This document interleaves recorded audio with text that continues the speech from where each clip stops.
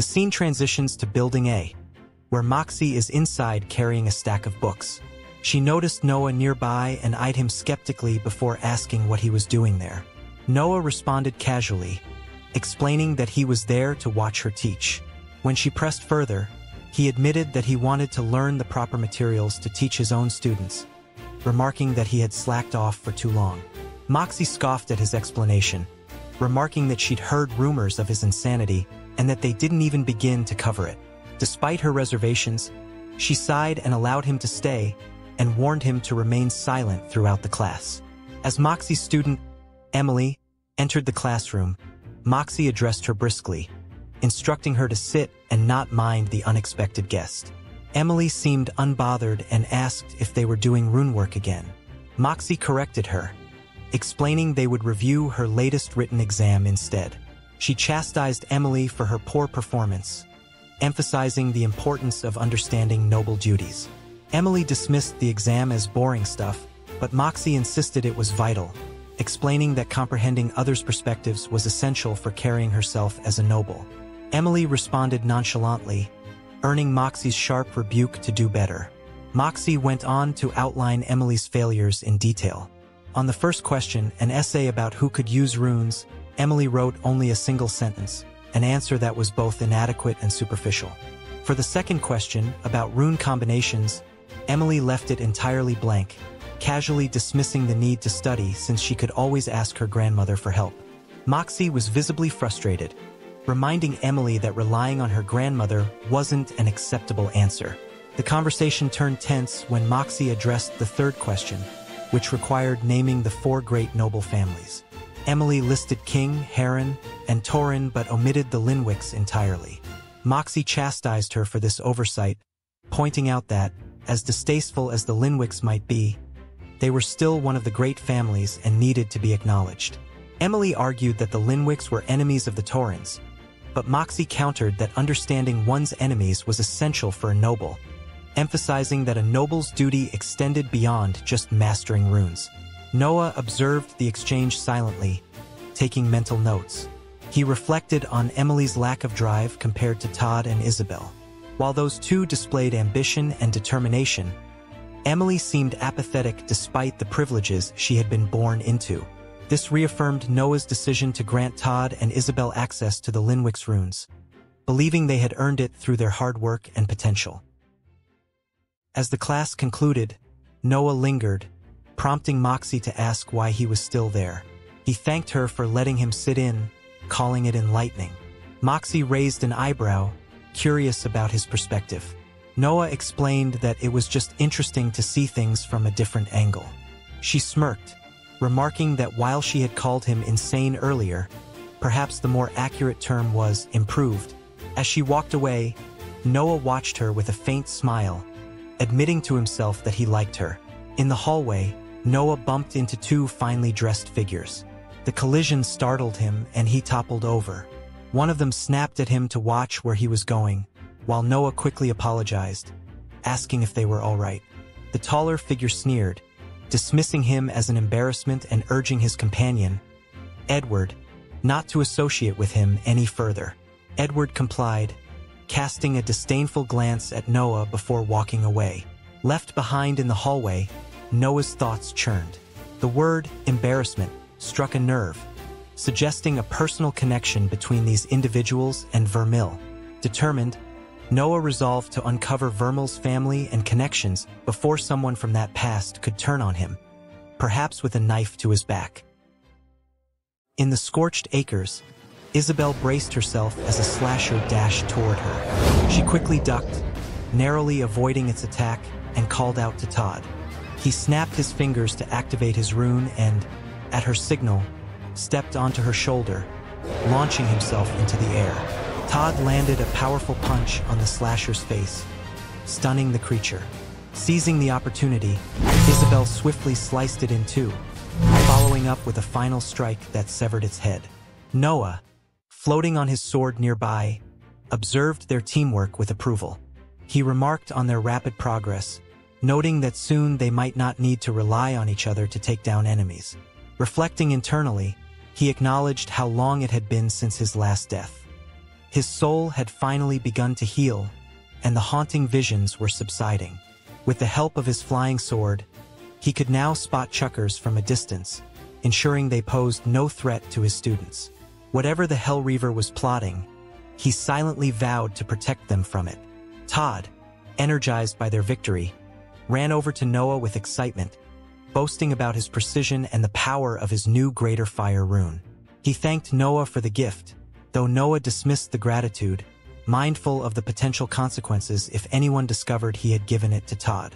Suggesting they continue training while daylight lasted, Noah ensured his students were ready for more. Both Isabel and Todd agreed, their energy still high, and the trio set off, determined to face the next wave of slashers. Later, they arrived back at the transport cannon, where Tim greeted them warmly. He asked how their mission had gone, and Noah praised Todd and Isabel's performance, noting their exceptional efforts. Todd excitedly recounted his exploits, and Tim encouraged him to keep aiming higher, suggesting that one day he might return with the Hellreaver's head and claim its master rune. This comment caught Noah's attention. Internally, he mulled over what Moxie had mentioned about the Hellreaver's rune, wondering if it explained the creature's ability to control the other beasts in the Scorched Acres. It only strengthened his resolve to take it down.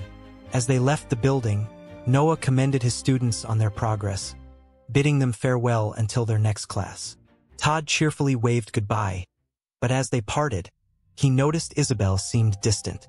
Concerned, he reached out to her, but she brusquely pushed him away, insisting she was fine. Clearly upset, she excused herself to study and walked off, leaving Todd worried. In the Arbitage library, Isabel pulled a book from the shelf, her thoughts heavy. The reality of her situation was sinking in, and the prospect of her dreams becoming tangible felt overwhelming. She cursed the nobles and lamented the complications caused by Noah's true identity as a Linwick, her frustration bringing tears to her eyes. Meanwhile, Noah wandered through the library, frustrated by the absence of librarians to help him find information on the Hellreaver or the Linwick family. He wanted to identify the members of his family to avoid exposing himself as an imposter. After aimlessly searching, he considered returning another time, but his thoughts were interrupted by a loud voice echoing through the quiet space. He approached the source of the commotion, where a haughty voice berated someone, calling them a peasant and threatening them with harm. As Noah drew closer, he saw the man strike someone and immediately recognized the victim. It was Isabel. The man loomed over her, threatening further violence, but Noah intervened, his anger barely contained. He commanded the man to back away, but instead, the aggressor insulted Isabel and stomped on her. Noah activated his wind rune and unleashed a blast of magic at the man. Though his shield absorbed the blow, the man mocked Noah's attempt, belittling his rank as a teacher. Isabel, worried, tried to de-escalate the situation, but Noah cut her off, declaring he was merely fulfilling his duty as her professor. The man continued to taunt him, claiming his shield was impenetrable. Without hesitation, Noah punched through the shield, sending his fist into the man's face and launching him across the room. Dazed and struggling to speak, the man tried to assert his identity, but Noah dismissed him, stating he had no idea who he was and didn't care. He warned the man to leave before the situation escalated further. Taking the hint, the aggressor fled. Turning to Isabel, Noah asked if she was all right. She looked at him in disbelief, calling him crazy for punching a member of his own family on her behalf. Shocked, Noah demanded clarification, and Isabel revealed the man was Edward Linwick, the only student from Noah's family's main branch at Arbitage. As Edward ran, his threats echoed through the halls, swearing he would have Magus Allen punish Noah for his actions. Isabel couldn't contain her frustration as she confronted Noah, her voice rising in disbelief. She demanded to know how he could remain so relaxed after assaulting someone from his own family, pointing out that Linwicks were not known for their forgiveness. Noah calmly replied that, technically, he hadn't known who he was punching. He explained it away as fulfilling his duties as a teacher since Edward had asked him to teach him. Isabel wasn't convinced, reminding Noah that his excuse wouldn't hold up. Unperturbed, Noah brushed off her concerns and lamented losing the book he was searching for. He asked if there might be another copy, but Isabel dismissed the idea, pointing out that the library wasn't part of the Linwick estate. Noah turned the question back on her, curious why she had been researching his family. Isabel explained that nobles often attended exams, and she had wanted to identify which students were Linwicks. Her expression betrayed deeper motives, and Noah silently noted that her interest was more than just casual curiosity. Turning away, Noah suggested they leave the library before anyone came looking for them. As they walked out, he asked why the place seemed so empty. Isabel explained that everyone was busy currying favor with noble houses, hoping to secure positions as retainers and gain access to runes. Noah found the explanation logical and asked why she wasn't doing the same. Isabel bluntly replied that her family had been blacklisted. The simple "ah" that followed was enough acknowledgement for both of them. Peeking around a corner, they saw a large crowd. Noah, seeing the activity, asked Isabel if she had somewhere safe to lay low until the punching a Linwick situation blew over. Isabel shot back that she wasn't the one who needed to hide and told him to worry about himself. Noah, unconcerned, replied that he'd be fine. Observing the nobles in the crowd, he realized he'd need to stay out of sight to avoid further encounters with his family. He dismissed Isabel, telling her to be early for class the next day. Isabel quipped that he was the one always late, but she agreed to let him know if she retrieved the book. As Isabel walked away, Noah reflected on the situation. He felt it was safer for her to avoid his family entirely and mused about the Linwick's dark history, wondering if they had played a role in past events. He resolved to uncover more about their motivations, particularly regarding Edward. Switching scenes, Moxie greeted Noah with exasperation, accusing him of harassment. Noah casually admitted that his fist had, mistakenly, found its way into a Linwick brat's nose. Moxie paused for a while, then invited him inside. As he walked around, Noah noted the significant difference between their rooms. Moxie caught him observing her decorations and teased him about it. Noah joked that her room was just missing a large pile of paper on the ground to help protect against face stealers. Earning a smile from Moxie, she reminded him that they agreed not to mention that incident again, then pressed him for details about his current situation. Noah recounted the event, but his vague explanation only frustrated Moxie, who demanded more information, like the student's name. Noah told her that his name was Edward. After hearing the name, she asked if it wasn't the same Edward who was a part of the Linwick main branch. Noah shrugged as he didn't know. She questioned how Noah had managed to break through Edward's shield, which should have been around rank 2. Noah simply said that he did it with a punch, surprising Moxie. He then demonstrated a punch, and Moxie told him that she knows what a punch is. Moxie wasn't satisfied. She insisted Noah test his attack on her, confident she could handle it. Despite his hesitation, Noah complied, activating his wind rune and feinting an attack. Moxie dodged narrowly but was visibly impressed. She described the strange focus and unpredictability of his strike, though Noah dismissed it as nothing special. Shifting back to the matter at hand, Noah asked if he needed to prepare for retaliation. Moxie assured him his family wouldn't kill him but warned that Edward's teacher might challenge him for the humiliation.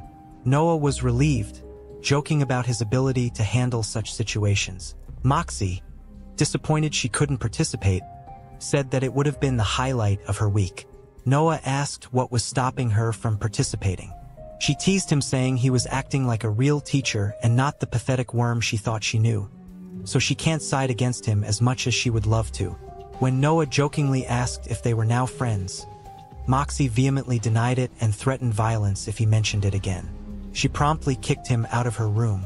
In the final scene, a figure climbed the steps to the transport cannon. Tim greeted the visitor, only to freeze upon recognizing Magus Allen. The Magus demanded to know if Vermil frequented the area, and Tim hesitantly confirmed it. Satisfied, the Magus instructed Tim to inform him the next time Vermil left, chilling Tim with his parting words, saying that they will have a welcoming party prepared for Vermil. Tim nervously chewed on his pen, his anxiety visible as he mulled over his thoughts. The tension was abruptly broken when Todd's voice cut through, startling him. Todd, clearly impressed, spoke about Noah punching Edward and lamented missing the moment. Noah replied coolly, affirming that Edward had it coming, as he had quite literally asked for it. Tim's mind wandered to a more pressing concern. The memory of Magus Allen's instructions to inform him whenever Noah left weighed heavily on him. Noah's voice pulled Tim back to the moment as he requested the usual arrangements. Tim, already prepared, responded in a tone laced with forced enthusiasm, remarking on Noah's predictable habits. Noah chuckled and teased Tim about this being the highlight of his day, to which Tim sarcastically agreed, pretending it was a significant event. Though Noah thanked him, he couldn't shake the feeling that something was off. Internally, Tim noted that Noah still didn't fully grasp the situation and pressed the point about his predictability. Noah, however, began to suspect that Tim was trying to warn him. He thought carefully, realizing that altering his plans too abruptly might reveal Tim's subtle caution and put him at risk. Choosing discretion, Noah prepared to leave as Isabel called out to him. Apologizing for the delay, he reassured her that he was on his way. Before parting, Tim wished Noah well, cautioning him to stay safe and not overexert himself. Noah thanked him sincerely, promising to see him again in 24 hours.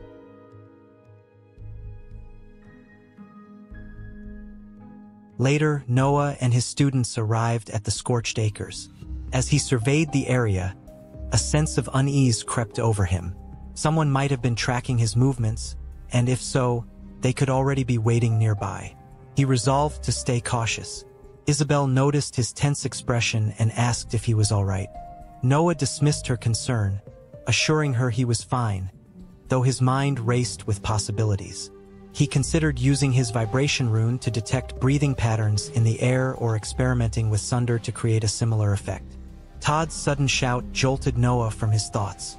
The boy eagerly declared a monkey sighting and claimed dibs on the target. Isabel, skeptical, suggested he was imagining things, but Todd confidently countered. He reminded them that Noah's classes emphasized thinking beyond the obvious. Explaining further, Todd revealed he had used his heat rune to detect the warmth radiating from living beings, including the supposed monkey. Noah praised Todd's ingenuity, impressed by his application of the rune. More importantly, Noah realized this meant no one else was nearby, as Todd would have sensed them.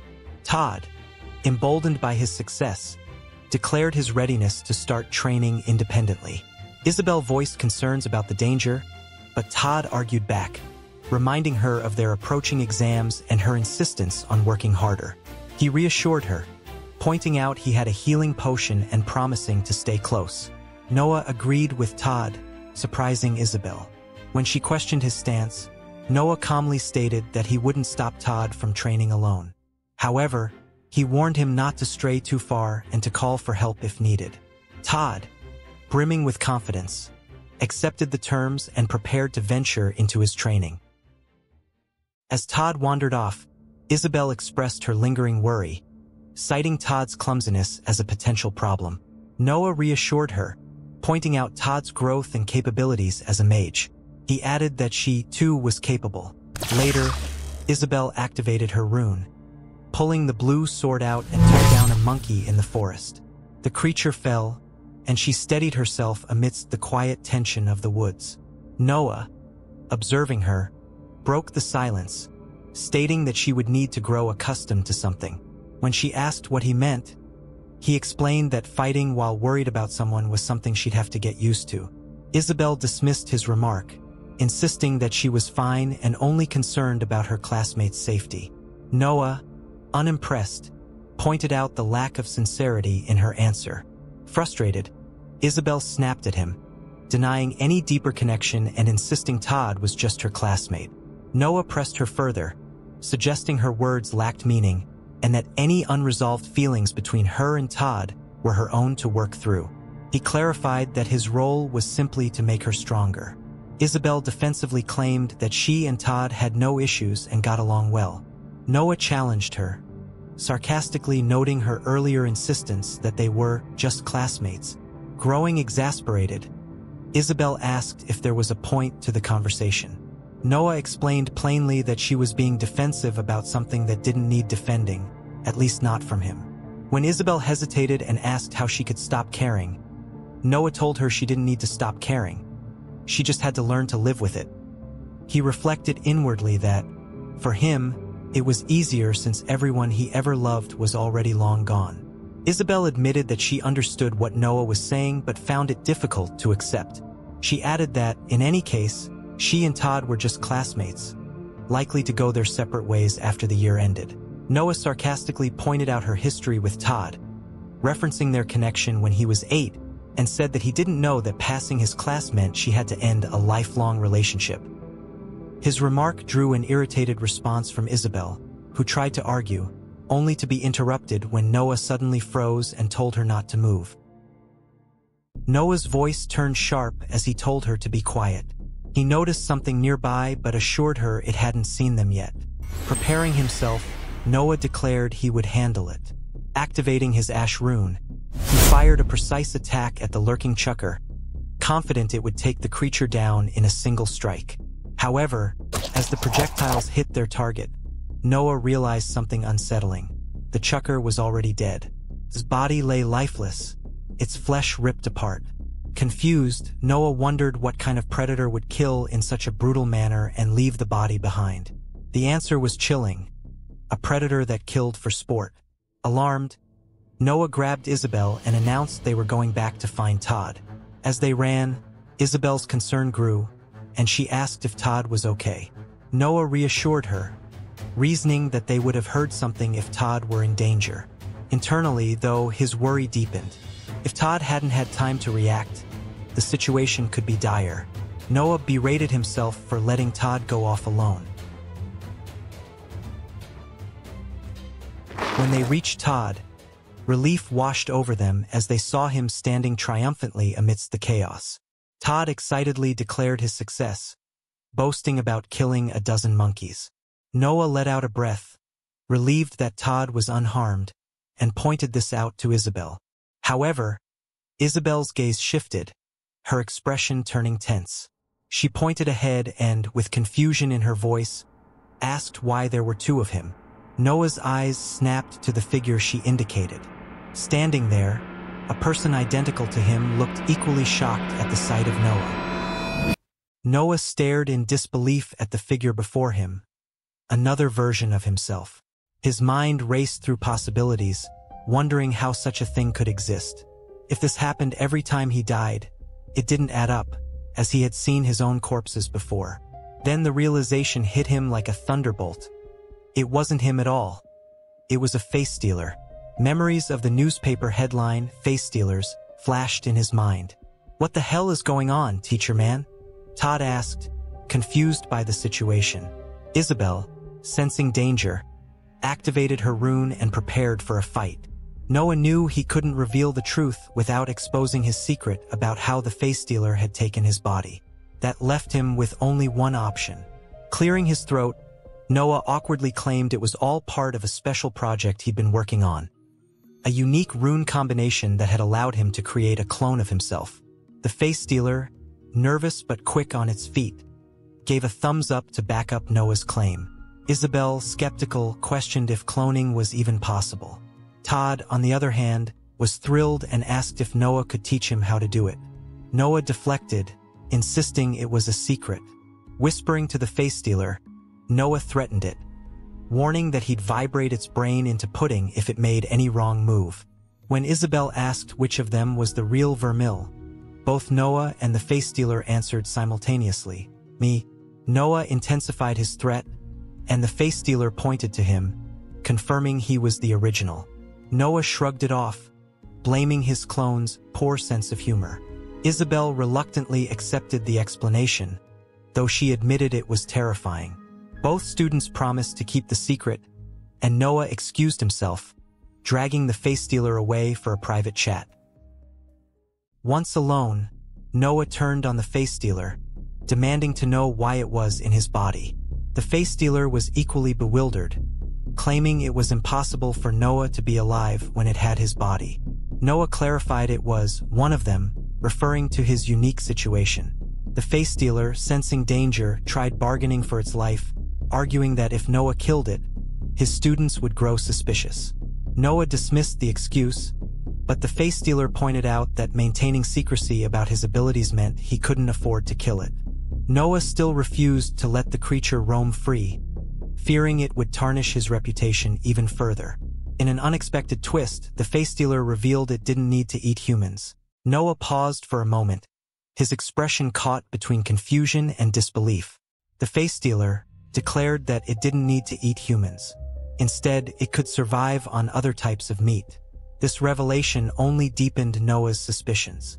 He questioned why the face stealer still chose to hunt humans if it wasn't a necessity. Wouldn't steak or chicken be more convenient? The face stealer's response was unsettlingly simple. Humans tasted better. Noah's frustration bubbled to the surface. The notion of killing people purely for taste enraged him.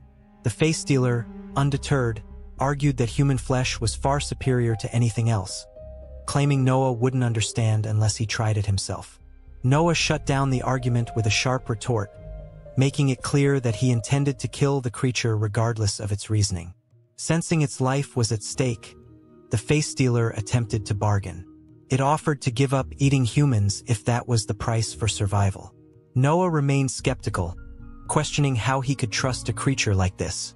What would stop it from betraying him or fleeing the moment he turned his back?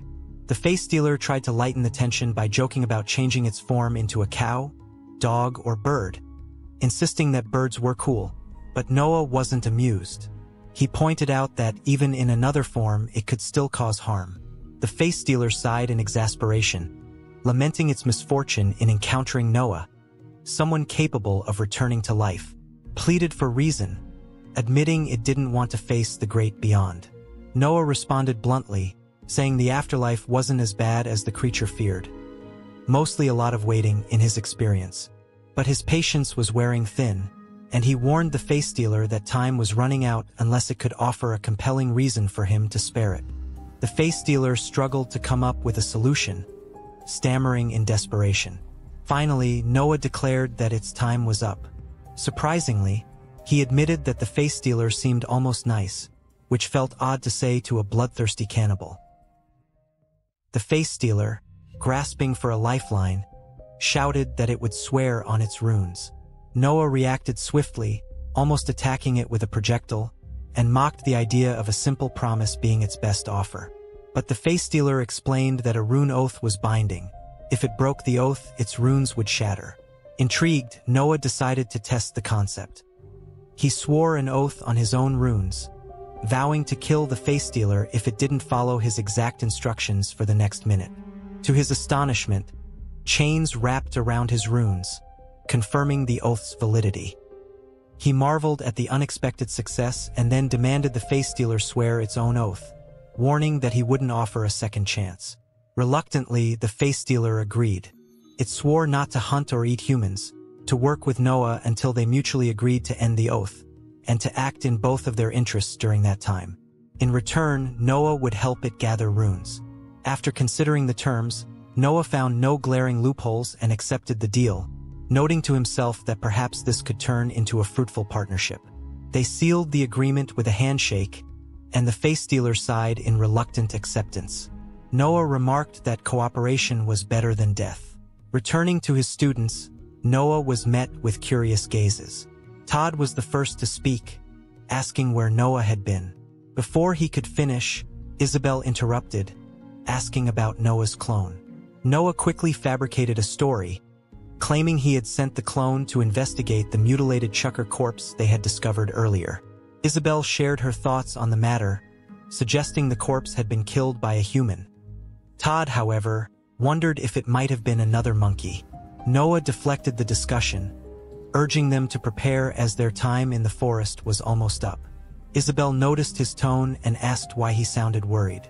Noah admitted that he suspected trouble awaited them upon their return, referencing an unresolved issue involving Edward. The scene shifted to Edward and Professor Allen, who were waiting at the transport tower. Edward was growing impatient, eager to see Noah and watch Allen make him beg for forgiveness. Allen, however, remained calm, assuring Edward that they would arrive soon. He mentioned the transport tower operator's confirmation and turned to address Magus Moxie, reinforcing his confidence in the plan.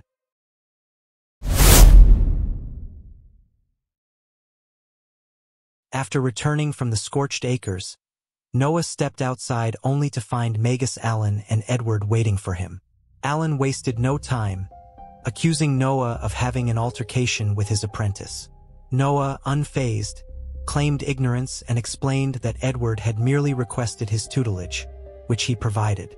Edward, furious, shouted in protest, but Allen silenced him sharply before continuing his reprimand. For someone not even part of the main family branch, you've let your ego run wild, Allen said. Noah countered, explaining that Edward's behavior had left him no choice but to intervene when his student was assaulted.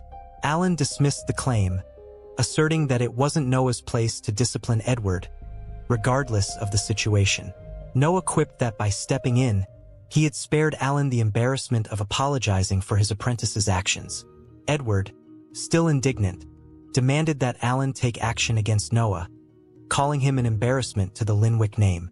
Allen, visibly annoyed, berated Edward for his lack of control and promised to deal with him later. Edward timidly muttered something about family rules, a phrase that caught Noah's attention.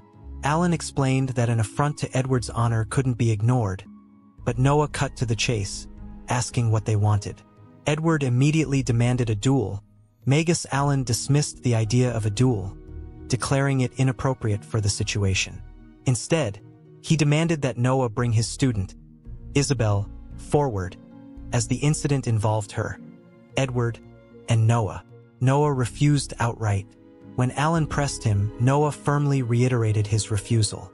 Edward, frustrated, argued that Isabel was the reason he was punched, but Noah corrected him sharply, saying Edward was the cause of his own troubles. Allen, unimpressed with Noah's defiance, declared they would settle the matter during the exam. However, he clarified it wouldn't be a fight but a competition. The student who killed more slashers during the exam would be deemed the victor, and if Edward won, Isabel would have to apologize. Noah agreed but proposed a counteroffer. If Isabel won, Magus Allen would owe her a greater rune. Allen balked at the idea, deeming it too much for such a trivial argument. Edward, in his overconfidence, blurted out that 3 greater runes would be fair, but Allen silenced him angrily. After a long stare at Noah, Magus Allen conceded. He agreed to give 1 greater rune if Isabel emerged victorious. The 2 men shook hands, sealing the deal. As Allen and Edward walked away, Noah reflected with satisfaction, confident that Isabel would easily outmatch Edward. From the shadows, Moxie was smirking after she watched the exchange. Noticing her, Noah greeted her cautiously, asking if she was working with Allen and Edward.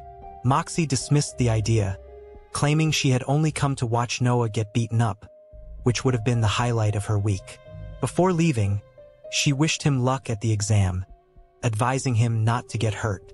As she walked away, Noah muttered inwardly about his inability to understand her.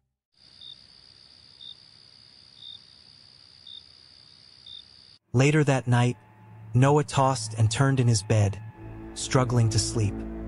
His discomfort grew until his bed seemed to catch fire, the flames spreading throughout the room. In his vision, the Hellreaver loomed over him, glaring menacingly. Noah jolted awake, his heart pounding as he tried to make sense of the experience. He realized that the soul damage from his encounter with the Hellreaver might have forged a link between them. Resolving to deal with the creature after the exam, he cursed its existence.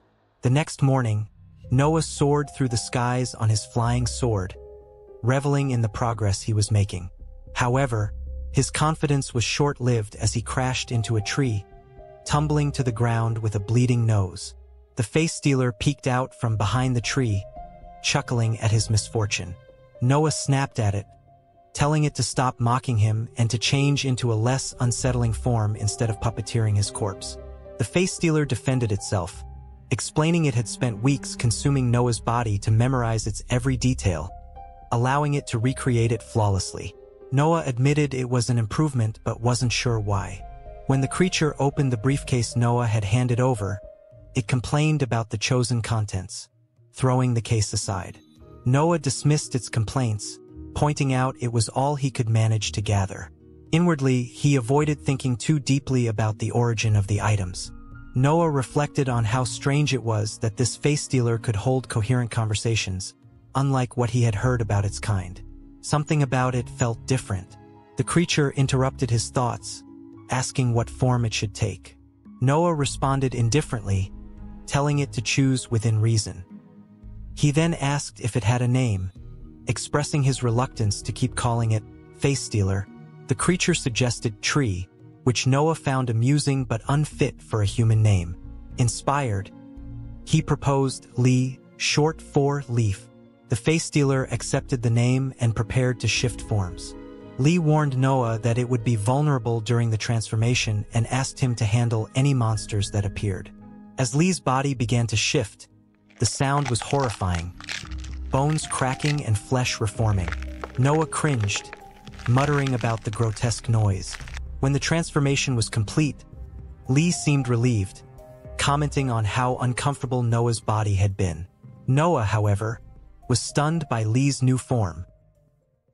Lee turned to Noah with an inquisitive expression, asking for his opinion. Noah hesitated, his thoughts scrambled. He pondered aloud about the nature of face stealers, questioning if they even had genders since they could alter their forms at will. Lee explained with unsettling clarity, describing how two face stealers merged by ripping half their bodies apart and fusing them into a new being before regenerating their original forms. Noah found the process unnervingly grotesque but forced an awkward response, trying to mask his discomfort. Internally, Noah analyzed the situation. Face stealers, as he understood, needed an existing body to transform into, yet Lee had just created a completely new form. Accepting the oddity, he pivoted the discussion, suggesting they craft a believable cover story for Lee's new identity. Lee, with an air of confidence, proposed becoming a teacher like Noah. Her excitement unnerved him, but he asked what subject she'd teach. Without warning, she demonstrated her speed and strength by disappearing and reappearing, slamming Noah to the ground. Noah was stunned. The sheer speed of the attack left him breathless. Comparing Lee's abilities to other face stealers, he noted how vastly superior she seemed, almost like a different species. Lee declared her nature with confidence, emphasizing her speed and strength, traits that made her particularly adept at hunting mages. She casually pointed out Noah's peculiar resilience, remarking on how often he seemed to survive lethal attacks. Noah, unsettled by her observation, silently wondered how many of his deaths she had witnessed. Brushing aside his discomfort, he admitted that having a combat-focused assistant was a reasonable idea. Lee, with a menacing grin, suggested further demonstrations, gleefully reminding Noah that he couldn't die. Noah quickly shut down the idea, clarifying that while he didn't die permanently, it still wasn't something he wanted to test. He laid firm boundaries. No using him as a punching bag, no more demonstrations, and absolutely no mentioning his near immortality to others. Lee reluctantly agreed, though she couldn't resist joking about having planned additional demonstrations. Noah, wary of her enthusiasm, stated he trusted her abilities, but was far more concerned about her personality. Shifting the topic, Lee inquired about working with Noah's students. He hesitated, warning her that any harm to them would be unacceptable. Activating his vibration rune, he added weight to his words. Lee dismissed his concerns, assuring him that she had no intentions of hurting them and that she was simply bored. She pushed for their departure to Arbitage, but Noah insisted on finishing a few things first. Over the following weeks leading up to the exam, Noah met with Lee several more times. Despite his initial mistrust, he began to recognize her genuine skill and surprising lack of hostility toward him or his students. He ultimately decided that, once the exam was over, she could start assisting Todd and Isabel in their training. In the forest, after finishing off a group of monkeys, Lee casually asked if she could eat anyone who messed with Isabel. Noah flatly refused.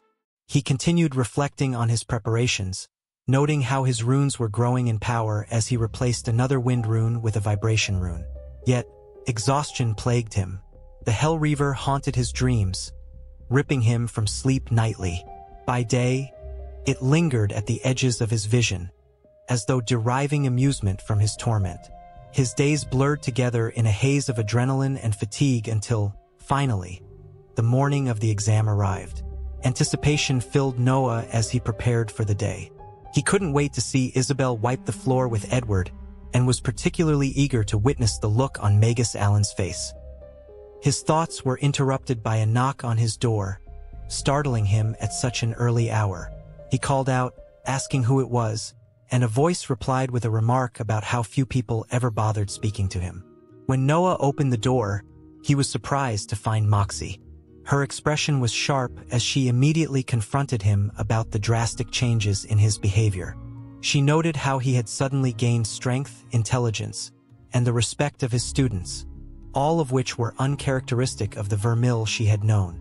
Though Noah tried to deflect, she cut him off, declaring that she had figured it out, he wasn't Vermil at all. Feigning shock, Noah laughed and asked who he could possibly be if not Vermil. Moxie brushed off his question, stating she didn't care about his identity but prepared to attack regardless. Noah barely had time to react before her magic sprouted a massive plant that pinned him to the wall. Struggling, he demanded to know what she was doing. Frustrated by yet another confrontation, Noah activated his vibration rune and launched a spell at her.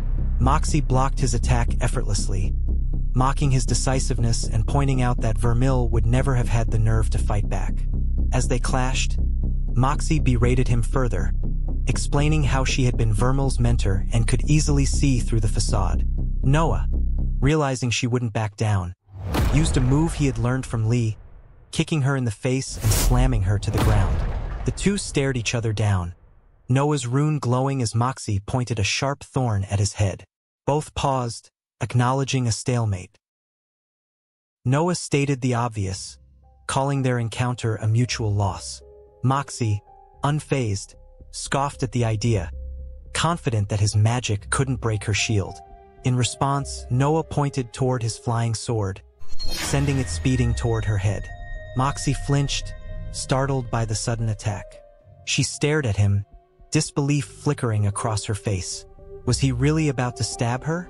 Noah remained unimpressed by her reaction, questioning why she found a physical attack more shocking than magic. Moxie started to respond, then stopped herself with a sigh, brushing it off. She reiterated that she didn't care what had happened to Vermil, making it clear that wasn't her main concern. Noah found it ironic that she had chosen to attack him just to make a point. Moxie, irritated, told him bluntly that if she had been serious, their conversation wouldn't still be happening. She demanded that he get off her, but he refused. Even if her shield could block magic, he had seen shields break before. He wasn't letting her go until she explained herself. Moxie exhaled sharply, giving in. With a flick of her fingers, she used her magic to completely ensnare Noah in thick vines. She tilted her head slightly, asking if he was happy now. If she had truly wanted to kill him, he would already be dead. Noah stared at her blankly, unbothered by her attempt to prove a point. Killing intent or not, she had attacked him and he wanted answers. Satisfied that she had restrained him, Moxie hesitated before asking what she really wanted to know. Could he just confirm it? For her sanity? As she slowly loosened the vines, her voice held an edge of frustration. Noah feigned ignorance, questioning what exactly she was asking him to confirm. Moxie's patience finally snapped. She demanded that he stop pretending.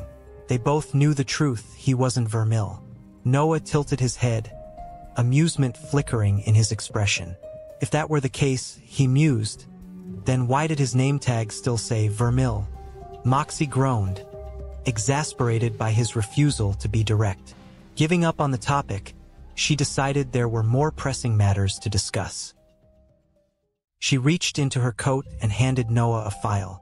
She had looked into his students after his meeting with Alan. Maybe she was being sentimental, but the way he had shown faith in them made her want to believe he could actually win the bet. Noah smirked at her phrasing, remarking on how generous it was for her to say almost instead of fully believing in him. Moxie waved off his comment, telling him not to get caught up in wording. She admitted she had been curious about which unfortunate students had been assigned to him, or to Vermil, rather, as their professor. Noah opened the file and flipped through the pages, frowning. He didn't understand what he was supposed to be looking at. Moxie sighed, pointing out the most glaring detail. They had no last names. That revelation meant little to Noah at first. He asked what it implied, but Moxie's response was grim. Isabel's family had been blacklisted by the noble houses, every single one of them. And it wasn't just her. Todd was also included. When she had tried to dig deeper, she found nothing. That level of erasure meant someone with immense power had deliberately covered it up. The conclusion was clear. Isabel and Todd had been assigned to him because they were meant to fail. Moxie fixed Noah with a serious gaze, her voice low with warning. Whether he was Vermil or not didn't change the reality they were facing. Did he have any idea just how powerful the person behind all this had to be? Noah remained silent, his mind racing. There was too much he still didn't know, including who in the Linwick family Vermil had truly answered to. More importantly, he had no idea whether that person was the one who had wanted him dead. Despite the doubts, he resolved to teach his students, no matter the circumstances. Moxie pressed on, warning him that Isabel and Todd would face sabotage and wouldn't be allowed to pass. Noah dismissed her concerns, claiming he had already considered the possibility. When she asked how he knew, he nonchalantly admitted that Edward seemed like the type to orchestrate such schemes. Moxie questioned whether he could stop the sabotage, and Noah, ever confident, pointed out that his students were rank 1, making them likely to be underestimated, just as he was. Noah exhaled and straightened up, brushing off the tension from their conversation. He needed to get ready. He acknowledged Moxie's unexpected concern, appreciating the warning, especially considering her apparent dislike for him. Moxie, however, corrected him. She didn't hate him because he wasn't Vermil. In fact, she might even be willing to help him, if only he would admit the truth. Noah hesitated, her words lingering in his mind. He considered them carefully before deciding on a different approach.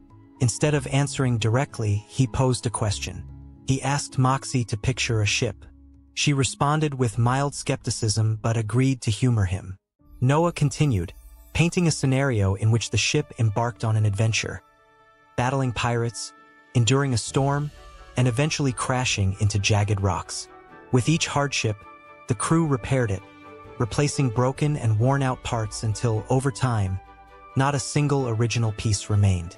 Then came the real question. Was it still the same ship? Moxie opened her mouth to answer immediately but stopped herself midway, reconsidering. At first, the answer seemed obvious, but then doubt crept in. Perhaps not, she admitted. Noah nodded, satisfied with her response.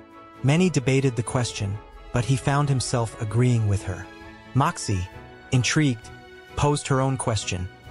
What had happened to the old ship? Noah only shrugged, countering with another question. Did it truly matter? After a brief moment of reflection, Moxie decided that it didn't. With the conversation concluded, Noah shifted back to more pressing matters. If Moxie really wanted to help, she could start by handing him his pants. He didn't want to be late.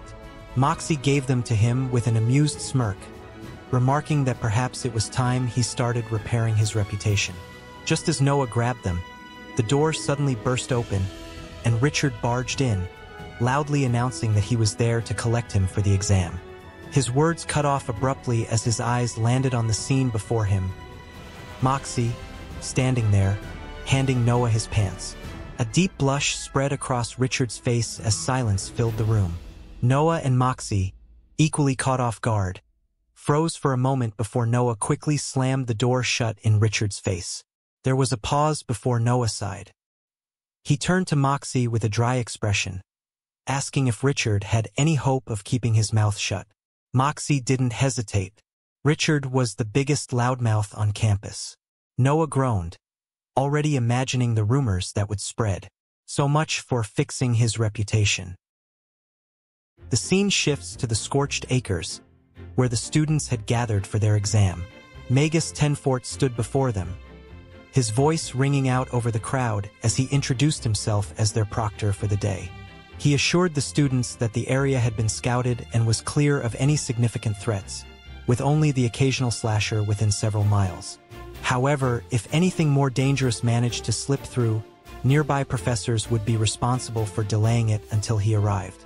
The students had been assigned groups for safety and accountability, and they were instructed to stay together at all times. Each group would be sent to separate locations within the Scorched Acres and given 3 hours to complete the exam. As Magus Tenfort's instructions ended, Noah observed the other students, noting that nearly everyone except Todd and Isabel carried shields.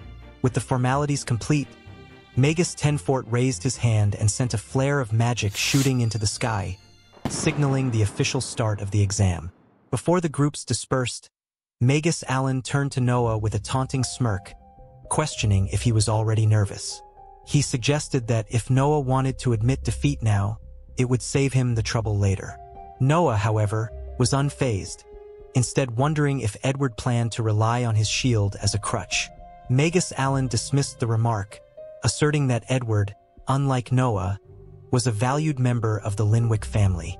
Noah simply responded with a confident, measured reply. As the students scanned their surroundings, a distant howl echoed through the air. Noah recognized the sound immediately and noted its perfect timing.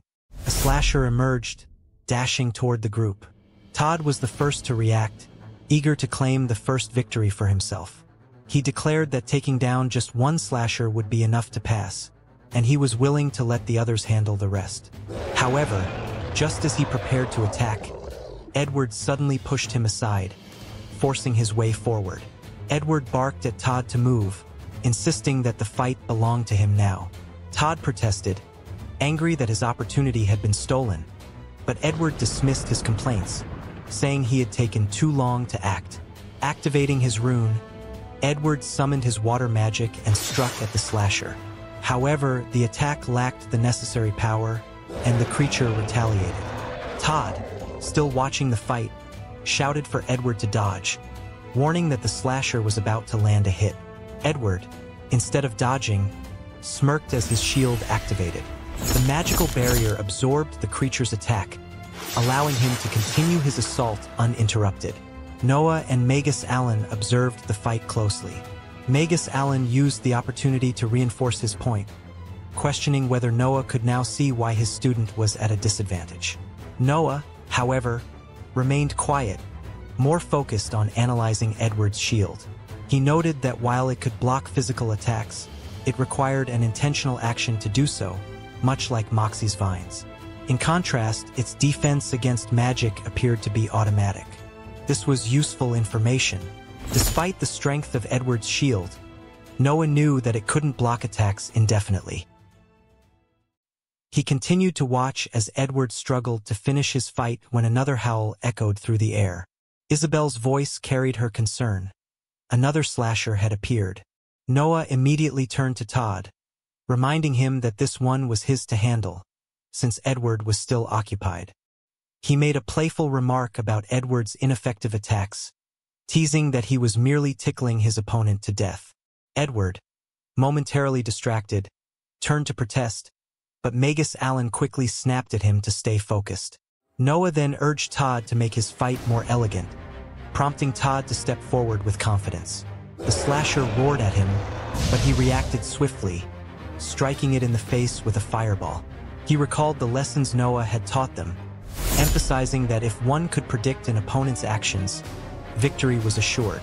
With that knowledge, Todd delivered a final, devastating fire attack, and the slasher seemed to accept its fate before being completely incinerated. As Todd's opponent fell, Isabel erupted in cheers, praising his performance. Noah joined in, celebrating Todd's victory with enthusiasm. He even promised a pizza party if they continued their streak of success. Meanwhile, Magus Allen pointed out that Edward had also defeated his slasher, though he was now in a noticeably weakened state. Isabel, concerned, asked if Edward was all right.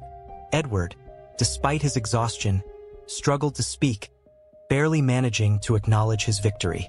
Magus Allen, seeing his condition, decided that they would stay in place until he had recovered. Noah, eager to keep things moving, suggested they find a slasher for Isabel next. However, Magus Allen objected, warning that if they went off on their own, they might be tempted to cheat. He insisted that he would not allow it. Noah, undeterred, suggested that Magus Allen simply accompany them. However, the Magus refused, stating that Edward needed rest. They would stay where they were until he was ready to continue. Edward weakly protested, insisting he could keep going, but Magus Allen cut him off, ordering him to rest. He declared that pressing on while exhausted was unwise, and internally, he justified his actions. This was a kindness, after all. As long as they remained under his supervision, he wouldn't have to take more drastic measures. Noah, irritated by the delay, sarcastically questioned how long Edward needed to catch his breath. Magus Allen, unwavering, replied that they would wait as long as necessary. Half an hour passed, and Edward was still recovering. Frustration simmered in Noah as he confronted Magus Allen, accusing him of deliberately delaying them. Noah pointed out that Isabel couldn't go off on her own, since her kills needed Allen's verification. Allen feigned innocence, sarcastically remarking on the situation while mocking Isabel and Todd as blacklisted students sharing the space of a noble like Edward. Noah bristled but held back his anger. Suddenly, a howl pierced the air, drawing their attention. Todd appeared, sprinting toward the group with a slasher chasing him. He announced he had brought one to them, earning Isabel's admiration. However, before anyone could act, Allen unleashed a spell, freezing the slasher completely. He justified his interference by claiming he couldn't allow danger near Edward while he rested. Todd, incensed, started to call Allen a cheater, but Noah interrupted, instructing him to find another slasher instead. Meanwhile, Isabel turned her attention to Edward, challenging his reliance on cheating despite his advantages. She pointed out the stark differences between their situations: his noble status, powerful shield, and a respected professor versus her blacklisted status and lack of resources. Her sharp words stung Edward, prompting him to declare himself ready to continue. Though Allen agreed reluctantly, his irritation was evident. Noah discreetly advised Isabel to let Edward wear himself out against the slasher and then claim the final blow. As Edward prepared to attack, Allen coached him to use wide attacks to hinder Isabel. Before they could enact their plan, Todd returned with another slasher. Shouting for them to act quickly, Todd inadvertently disrupted Allen's strategy. Isabel and Edward both prepared to attack the slasher, their focus locked on the creature. Edward, still seething, muttered that this was his retribution for being called pathetic. As he unleashed his water magic, the attack was not aimed at the slasher, but at Isabel instead. Noah's mind raced as he realized what was happening.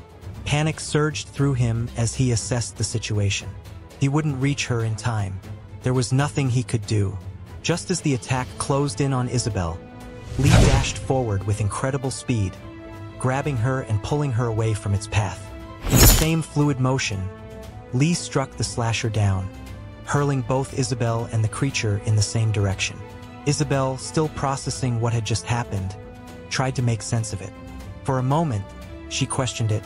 What had that been? But she quickly shook off the thought, composed herself, and claimed the kill as hers. Noah's mind raced as the realization hit him. Edward had aimed for Isabel. His heart pounded in his chest. Lee had made it in time, but the very idea that Edward had attempted such a thing was infuriating. He owed Lee more than he had expected. Meanwhile, Edward scowled, frustrated by his own miscalculation. He needed to practice his aim. Noah's anger flared, his body tensing as he prepared to attack Edward. But before he could act, Magus Allen stepped between them, blocking him. Allen immediately dismissed the accusation, claiming it wasn't Edward's fault and that Noah's idiot student shouldn't have jumped in front of attacks. Noah wasn't convinced. His voice was sharp, unwavering. Edward had done it on purpose. Allen, however, remained composed, warning Noah to watch his words. Regardless of his rank, he was being intentionally inflammatory. Alan then demanded an apology. Noah scoffed at the idea, his fury not yet quelled. He asked if Alan really wanted to see an apology. Before Alan could respond with another condescending remark, Noah's fist connected with his face, sending the magus flying. Feigning innocence, Noah casually remarked that there had been a mosquito, one big enough to land right on Alan's nose. He couldn't be blamed for dealing with such a nuisance, could he? With a smug grin, he then reminded Alan of their ongoing competition. The score was now 1 kill each, and it would be truly embarrassing if Edward failed to surpass Isabel. Meanwhile, Todd turned to Isabel, impressed by her agility. He asked how she had moved like that. Isabel, still catching her breath, admitted she didn't really know. She had just acted on instinct. Alan, recovering from the punch, ignored Noah's antics and turned to Edward. They still had work to do.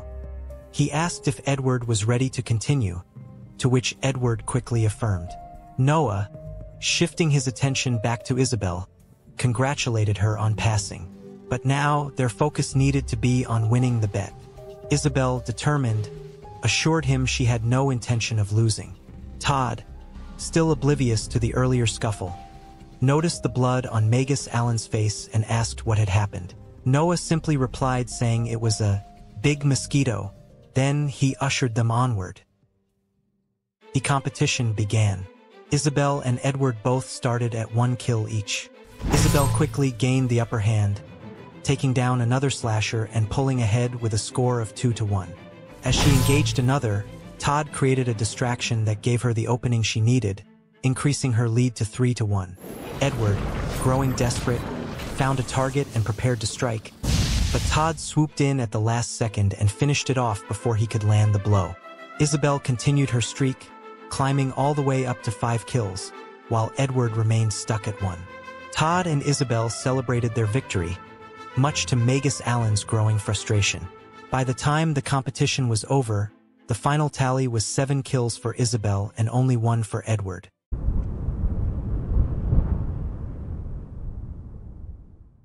Upon returning from the scorched acres, Noah approached Magus Allen, a smug expression on his face. He reminded him of their deal. Edward, furious, accused them of cheating. Noah, feigning innocence, asked Edward to explain exactly how they had cheated. What tactics had they used that Allen himself hadn't? He acknowledged his reputation, admitting that Edward had every reason to doubt his character, but was shocked that he would believe his esteemed teacher would stoop to such a level. He then challenged Edward to point out exactly when Allen had debased himself to match Noah's supposed dishonor. Edward had no answer. Allen, clearly irritated, ordered Noah to wipe that smug grin off his face. He admitted that Edward was mistaken, but warned Noah that his small victory wouldn't carry forward. When it came time for their students to advance to the next rank, all of Noah's efforts would have been in vain. Despite his frustration, Allen upheld his end of the deal and handed over his grimoire. Noah, however, was not satisfied. He addressed Allen directly, demanding that he use his students' names. Allen sneered, dismissing them both as blacklisted trash. No rune would be enough to fix their worthless foundations or lack of talent. Isabel, unfazed, smiled and thanked him sarcastically for his kindness. Allen impatiently instructed them to tear out the page they wanted, unwilling to stand around while they learned from it. Isabel flipped through the grimoire, her eyes scanning the pages before she found what she was looking for. She carefully tore the page out. Allen snatched the grimoire away, issuing a final warning. This would be the last good rune they would ever receive. With that, he turned on his heel, calling Edward to follow.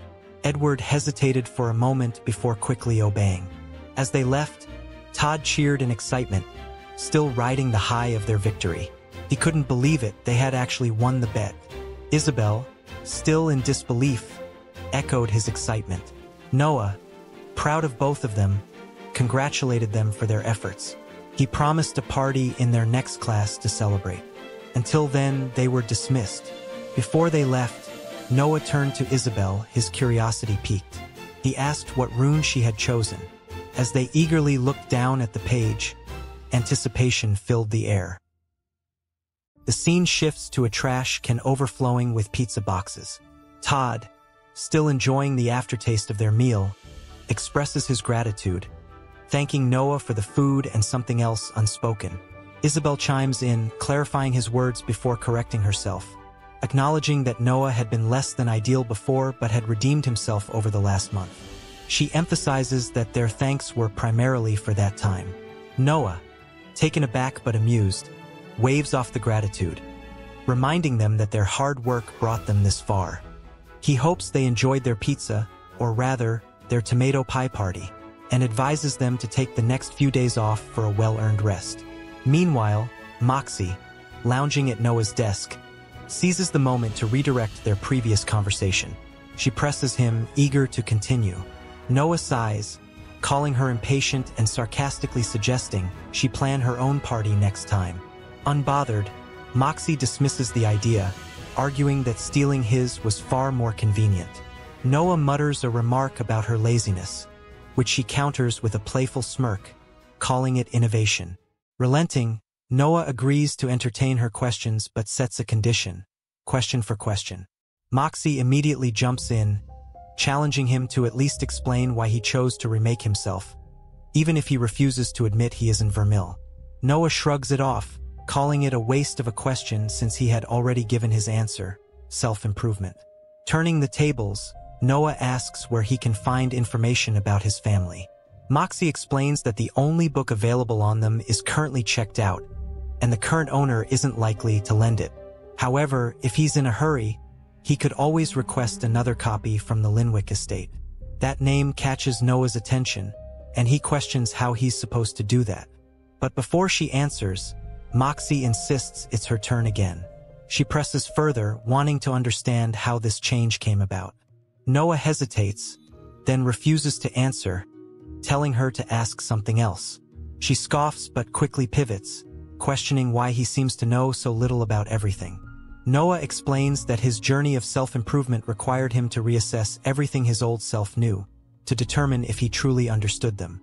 Moxie, skeptical, suggests it sounds more like severe brain damage and asks if he's ever sought a healer's help. Noah confirms that he has, but they found nothing wrong with him. There was nothing to fix. Before he can continue, Moxie's excitement spikes. She leaps up, her eyes flashing with realization. Healers can't detect damage to the soul. That's what he is. A soul that has consumed Vermil's and stolen his body. Internally, Noah weighs the situation. Moxie is disturbingly good at connecting dots. Maybe it's fine, though having someone like her on his side could be useful. But for now, it's best to play it safe.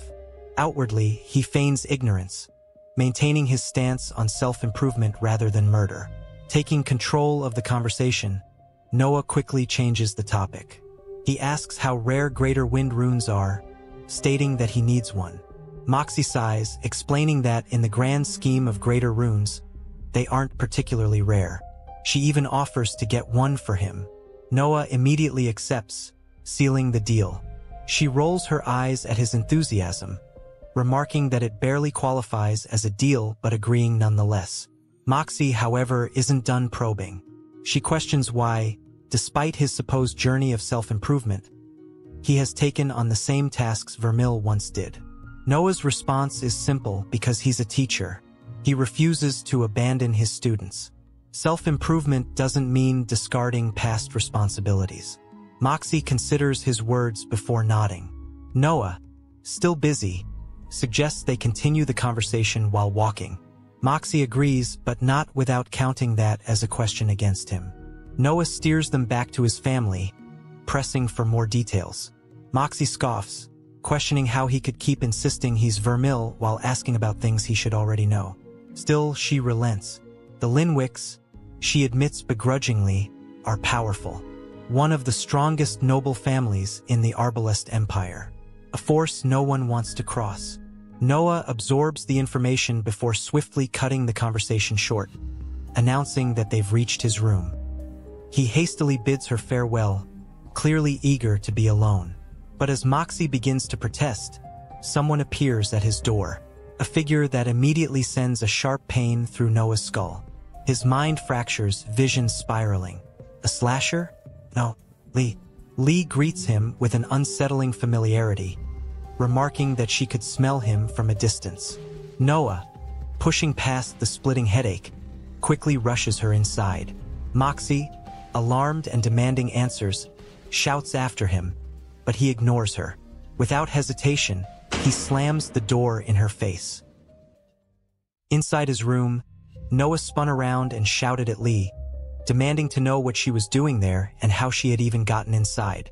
Lee, completely unfazed, casually answered that she had come in through the door. More specifically, under it. Noah's eyes dropped to the small gap between the bottom of the door and the floor. His mind reeled. Had she flattened herself to fit through? He asked if all face stealers could do that. Lee shrugged, completely indifferent. She didn't know, but she could. Before Noah could process that disturbing information, Moxie's voice rang through the door, calling him by the name Vermil and demanding to know what was going on. She asked about the person she had seen. Noah quickly called back, asking her to give him a second. Meanwhile, Lee had started poking at things on his desk. Annoyed, Noah chased her around the room, scolding her and asking how old she was since she was acting like an unruly teenager. Lee, still playing with his belongings, absent-mindedly answered that she was probably around 20. Ignoring that bizarre response, Noah pressed her again. Why had she come to his room? What if someone had seen her? Lee dismissed his concern. No one had. She had been careful. Instead of answering properly, she became fixated on the mirror in the room, stretching her face in its reflection. She admired it, calling it a perfectly still lake, completely fascinated. Noah rubbed his temple and snapped at her to stop messing around. This was serious. Moxie, still at the door, was quickly losing patience. She threatened to break it down if he didn't open it soon. Noah called back, telling her to wait just a minute. Moxie wasn't having it. She reminded him that he had promised her a second moments ago.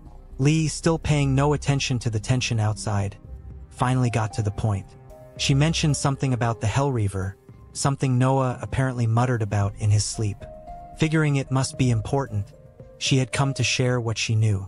As she spoke, she casually grabbed one of Noah's jackets and put it on. Noah groaned and immediately told her to take it off. She relented with an exaggerated sigh but continued talking. Then something in her words made him freeze. She had been spying on him in his sleep. Lee corrected him. Spying wasn't exactly the right word. It was more like watching him roll around with his face buried in his pillow. Still, she had been thinking about how someone like him could defeat the Hellreaver, and she had an idea. Noah's curiosity outweighed his frustration. He told her he was listening. Lee explained that the Hellreaver usually had a massive ring of fire surrounding it, but sometimes that ring went out. She suspected it was tied to the passive effect of its master rune. Noah's brow furrowed. Passive? What passive? He asked her to stay focused. Lee seemed surprised by his ignorance. She explained that one of the key differences between normal runes and master runes was their passives. Master runes always existed, and when someone killed a creature with a master rune, it passed to them. Noah's mind worked through the information. If the Hellreaver's master rune's passive was making its own fire disappear, that didn't make any sense. Lee argued that it kind of did. Master runes were the pinnacle of their concept, so focused on their power that they sometimes wrapped around to an inverse effect. While she wasn't entirely sure why the Hellreaver's magic turned itself off, she also didn't really care. But Noah's mind had already latched onto something. A realization struck him like lightning. That was it. Lee noticed the shift in his expression and took a step back, unnerved. She asked what he was thinking and why he was making such a creepy face. Noah ignored her, his thoughts racing. Sunder. It meant to split apart. The opposite of sunder was to bind. That was why he kept coming back to life. He wasn't just surviving by luck. He was bound to the gourd that had killed Vermil. Before he could process his discovery further, Moxie's patience finally snapped. With a loud crash, she burst through the door, shouting in frustration. Noah, barely fazed, gestured toward Lee. He introduced her casually, as if nothing strange had just happened. Moxie, Meet Lee. She's a face stealer. Lee grinned and extended a hand toward Moxie. With a drawn-out and cheerful tone, she greeted her with a playful, "Hello." Moxie's voice rang sharp and demanding as she turned to Vermil, demanding an explanation. Vermil remained calm, assuring her that everything was fine. Lee had sworn a rune oath to work with him. He emphasized that there would be no more eating people. Moxie's disbelief was immediate. A face stealer? And not just any agreement. He had somehow convinced a face stealer to take a rune oath. She pressed for answers, questioning how he had managed it, why he had done it, and ultimately calling him insane. Before Vermil could answer, Lee cut in, dismissing Moxie's concerns as none of her business. Vermil pushed back, insisting that it was absolutely Moxie's concern. He told Lee not to play coy with Moxie and reminded her that they needed her help. Then, turning back to Moxie, he questioned her skepticism. Why was she even asking why? It was just a rune oath, basically a promise that couldn't be broken, wasn't it? He asked. Moxie's expression darkened. A rune oath wasn't just a simple promise. It bound together the runes of both parties. If the face stealer died, Vermil's own runes would take damage. Vermil stared at her, stunned by the revelation. If the damage was severe enough, it could tear his soul apart. And, as Moxie pointed out, face stealers didn't tend to last long in human society. The realization hit him hard. That explained why people didn't go around swearing rune oaths recklessly. However, he reassured himself that his deaths shouldn't affect Lee, as the runes were tied to his soul rather than his body. Meanwhile, Lee let out a long sigh, lamenting the sheer boredom of it all. Sitting around without anything fun to do was making her restless. Moxie observed her carefully, noting how articulate she was compared to other face stealers she had studied. She was beginning to believe Vermil's claims. Vermil reaffirmed his stance. Lee was on their side. However, Moxie still didn't understand why he had gone through all this trouble. It seemed unnecessarily dangerous. Vermil admitted that, at first, it had been out of necessity. But now, he saw potential in her. She could help him. Moxie remained skeptical, pressing him to explain how. Vermil only smiled in response. 2 days later, Vermil stood before his class, addressing the gathered students. He thanked them for coming, acknowledging that it wasn't their usual spot, but he had something special planned for the day. Isabel shot him an exasperated look, complaining about the outfit he had made her wear and demanding to know if he intended to make them run laps. Vermil smirked and told her she wasn't far off. Then, with a dramatic gesture, he introduced his assistant professor. Lee appeared in front of the students, making an entrance that was met with unimpressed expressions. Emily was the first to voice her doubt. She couldn't believe everyone was just accepting this without question. There was no way this was an actual professor. Isabel, however, dismissed her concerns. Given Vermil's track record, she wasn't going to question anything. Todd simply smiled. Noah stepped in, acknowledging Emily's hesitation. His reputation wasn't exactly stellar, but he assured her that the next few minutes would change her mind. Turning to Moxie, he asked her to spar with Lee. Moxie was caught off guard. She immediately questioned why she was being chosen. Noah explained that, since she was shadowing his class, he needed to prove the validity of his claims in a way that would be convincing to Emily. A demonstration from him wouldn't hold the same weight. Besides, Moxie was a far more impressive fighter than he was, and he wasn't in the mood to get folded like a pretzel. Resigned, Moxie agreed. As she prepared herself for the spar, she warned Noah not to make her regret this. She turned to Lee and asked about the rules. Lee stated that it would be a physical-only match, no magic. They would go until someone lost their footing. Moxie found those terms acceptable. Lee offered her the first move. Moxie narrowed her eyes before dashing forward. She threw a punch, but Lee vanished, reappearing at her side in an instant. With a swift kick, Lee knocked Moxie's leg out from under her, sending her tumbling to the ground. Lee declared her victory. Todd stared in disbelief. He hadn't even seen her move. That had to be magic. She must have cheated. Emily called out to Moxie while Isabel mused aloud that perhaps the real lesson here was not to follow the rules. Emily remained unconvinced. This wasn't a good lesson. Moxie, however, begrudgingly admitted that it actually was. As she got back to her feet, she started piecing together how Lee had been able to move like that. Before she could voice her conclusion, Lee interrupted with a loud declaration. She was cheating. Todd immediately demanded clarification. Had she been using magic?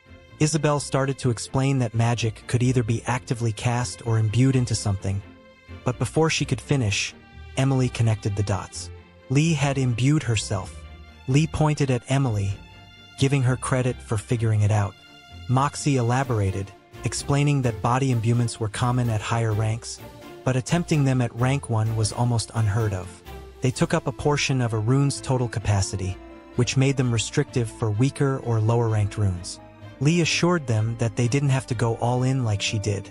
Even a weak body imbuement could go a long way without causing too much strain.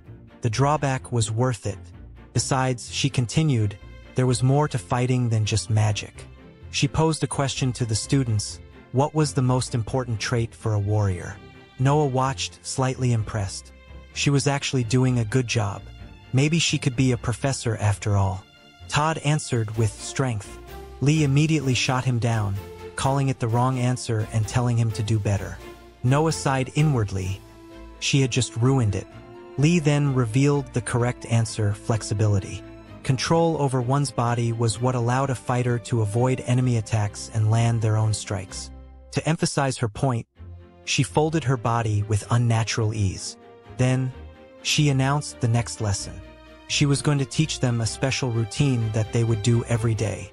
Todd perked up, asking if it was some kind of secret technique. Lee grinned. It was even better, stretching, and she hoped they had a high pain tolerance. 1 hour later, Todd lay on the floor, groaning in agony. He couldn't feel his legs and weakly asked if they were still there. Lee instructed them to complete the full rotation of stretches every morning. If they kept at it, they would see quick progress.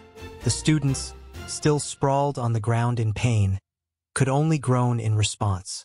Lee waved them off, cheerfully telling them she would see them at the next class. Emily, barely able to move, grumbled that it looked like she was stuck with them for a while longer. Noah turned to Lee and offered a rare bit of praise. With fewer insults, she could actually make a decent teacher. Lee mused that she had never taught anyone before. It was kind of like bullying, except the victims appreciated it. Noah sighed. That was absolutely the wrong attitude. They'd call it a work in progress. Turning to Moxie, he brought up a certain request. Without hesitation, Moxie handed him a special type of magical paper known as catch paper, used for capturing runes from slain monsters and imbuing other runes. Noah took it, thanking her. Moxie smirked and told him she'd add it to his tab. Looking at the catch paper, Noah's determination flared. A greater wind rune.